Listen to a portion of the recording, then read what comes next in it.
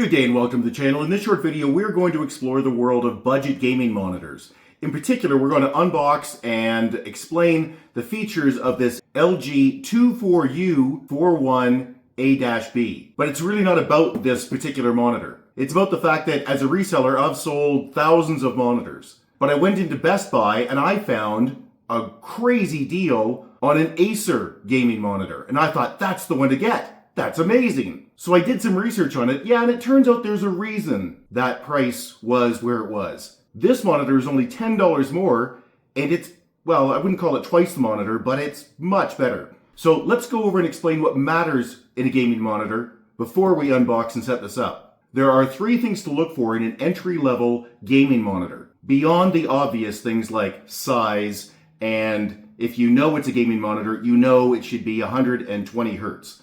That means it refreshes 120 times a second. There are three additional things that you should be looking for. The first is the HDMI level. So the Acer SB243Y that we were going to buy at Best Buy is only an HDMI 1.4, and that was the first thing that set me off as soon as I checked the spec. So HDMI 1.4 is technically capable of doing most of the things that you want to do in a gaming monitor. Specifically, variable refresh rate.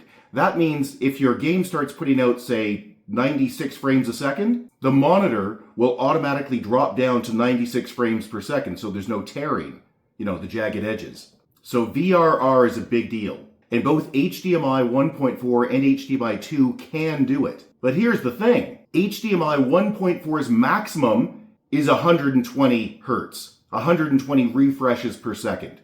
That is its absolute max. HDMI 2.0 goes well beyond that. So in the real world, what that means is if you have an HDMI 1.4 monitor and you really want it to push out at 120 frames a second, you'll probably find that you have to reduce some of the features, some of the game settings to get it to do it. With HDMI 2.0, not a problem.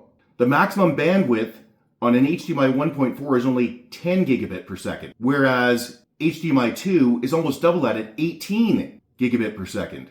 Another thing HDMI 2.0 gives you is high dynamic range, or HDR. HDMI 1.4 doesn't have it.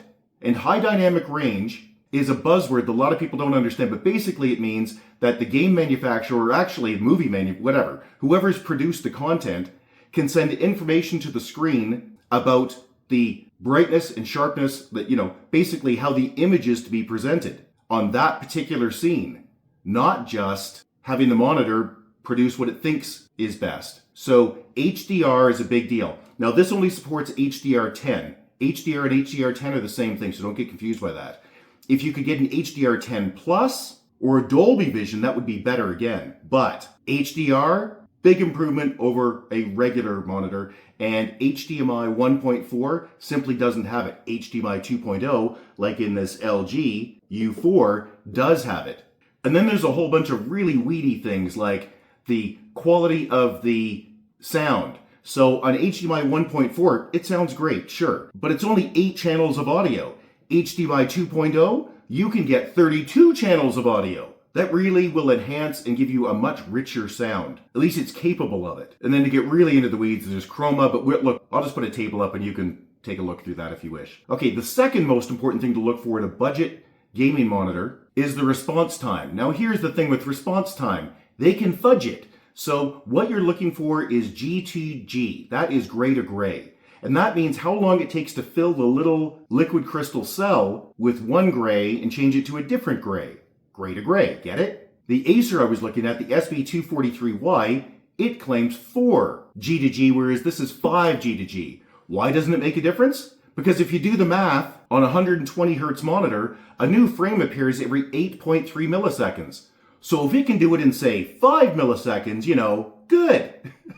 Doing any better doesn't make much difference. Now, the other thing Acer does that make it seem better on paper is something called VRB. They have a 1 millisecond VRB. What does that mean? It means that they sort of turn the backlight off very, very quickly so that they can claim a 1 millisecond VRB. Well, here's the problem with that. It gives people headaches. But more importantly, VRB, because it's turning that backlight off, means it's dimmer. So the quality of the colors, the quality of everything is less. It's just not as bright. So don't get sucked into the VRB metric and think, oh, it makes a big difference. Yes, on a high-end gaming monitor, Sure, if there's something you can get in that range, great. But in the budget range, doesn't make any difference. In fact, all it will do probably is make you feel a little sick, maybe give you a headache. A lot of people just turn it off. And the last sort of nerdy thing to look for in a budget gaming monitor is the contrast ratio. That's the difference between the brightest white, and the darkest black. On the Acer 243 that I was looking at, it's 1,000 to 1. Perfectly fine. This is 3,000 to 1. And yes, you can see 3 times the difference. Don't bother buying a monitor that's, 1,500 to 1 over one that's 1,000 to 1 because you really can't tell. But 3,000 to 1 compared to 1,000 to 1, yeah, you're going to notice it. So this LG 24U41A-B is a vastly superior product to the Acer SB243Y. And it cost a big $10 more Canadian. So let's call it $750 US. That's tax. So just buy the LG instead. By the way, this is completely unsponsored. So if you like the video, big thumbs up would be super appreciated. LG's given us nothing. Another thing you might want to consider is the base. This is just a standard base. It just tilts. If you want to raise it up or lower it down, yeah, this is not going to be able to do that. You have to put some block underneath it, a stack of paper or something if you want to raise it up. There's no way to lower it down. But you know that going in, that's pretty obvious. And at $100 Canadian, so let's call it 75 US, yeah, that's pretty great. So let's get to unboxing this thing.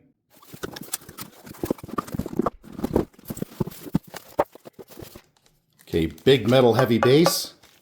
Much heavier than I thought. About as heavy as the monitor. Comes with an HDMI 2.0 cable, which is a big deal because if you've got an HDMI cable at home, yeah, it could be an old one. And HDMI 1.4 cable, not going to be useful with this. You need an HDMI 2. Then there's the big ugly AC adapter. There's only one button on it. That one right there. You've got your power plug, headphone jack, HDMI 2.0, awesome sauce, and the old D-sub VGA. Not many of those around anymore. And of course a Kensington lock hole, which precisely nobody's going to use. No on-screen display, no controls on this monitor. You do all of your controls through the driver or through Windows. So hey, if you found this video useful, big thumbs up would be super appreciated. Subscribe's also appreciated. Really does help with the Google algorithms. If you have any questions or concerns, you can always get a hold of us directly at www.urtech, that's www.urtech.ca, or you can leave a question or comment below, and if we don't get back to you, somebody else will, because on YouTube, you just know everybody's got an opinion. Thanks and have a great day. Bye-bye.